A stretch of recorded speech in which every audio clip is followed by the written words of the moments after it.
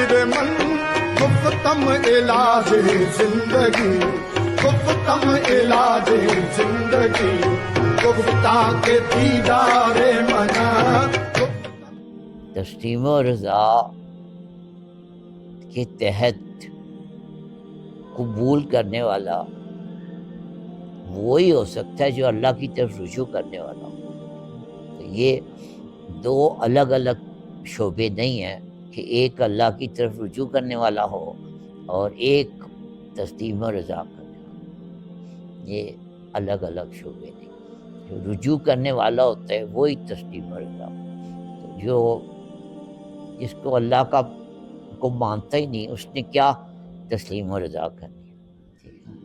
تو یہ جو ماننے والے ہیں وہی تسلیم و رضا کرتے ہیں. لیکن میں ایک مقام پہ جا کے تھوڑا سا باریک سا فرق آتا ہے. وہ یہ ہے کہ کو ایک مثال سے بتاتا ہوں کہ ایک بزرگ تھے، ان کو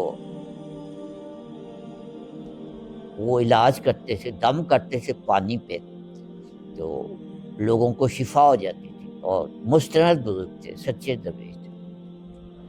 تو ان کو نا گردے کی تکلیف تھی، اور وہ اتنی شدید تکلیف ہوتی تھی کہ جب وہ درد ہوتا تھا تو وہ آواز دور تک جاتی.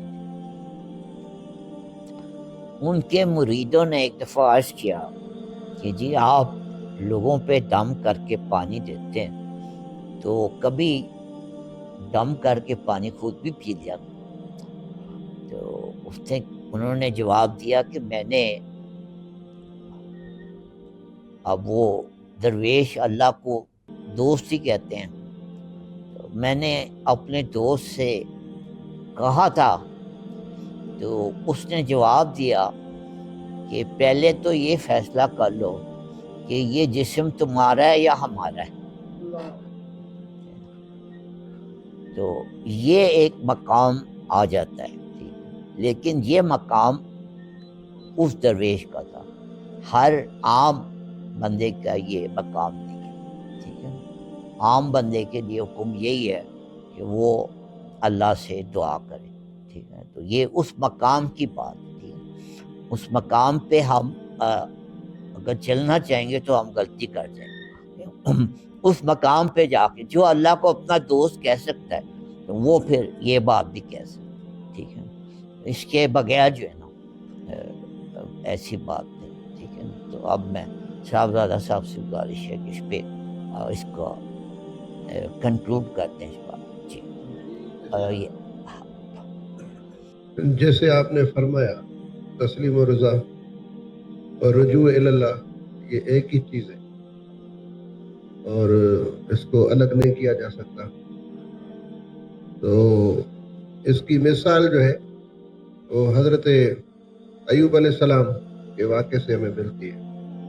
قرآن میں مفصل انداز میں جو ہے وہ حضرت ایوب علیہ السلام کے صبر کے حوالے سے جو کچھ لکھا ہوا ہے، اگر اس کو جو ہے وہ آپ گہرائی سے پڑھیں سمجھیں تو یہ موضوع جو ہے وہ بالکل اس پہ صادق آتا ہے، جس میں حضرت ایوب علیہ السلام پہ جو آزمائشیں آئیں اور پھر جو ہے اس پہ جو انہوں نے صبر کیا، یہ رہتی دنیا کے انسانوں کے لیے جو ہے اس موضوع کے حوالے سے ایک تعلیم ہے جس سے ہمیں سیکھنا چاہیے. ہر بار وہ حضرت ایوب علیہ السلام وہ مقامات جو ہیں وہ یہ پیغمبری مقام.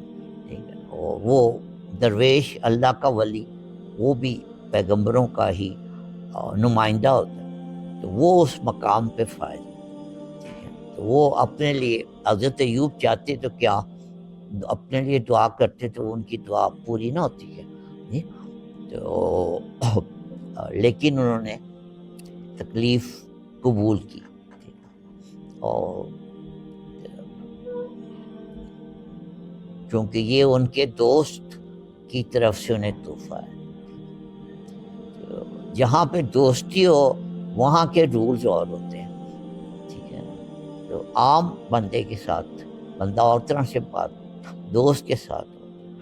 یہاں پہ ہمارے پنجاب میں کچھ ایسے دوست ہیں، ابھی بھی ہیں، کہ جب اگر کوئی دوست کسی دوست کو 5 سال بعد ملتا ہے تو گالی کے ذریعے اس کا استعمال کرتا ہے، اور گالی نہ دے تو سمجھا جاتا ہے دوستی ذرا کم.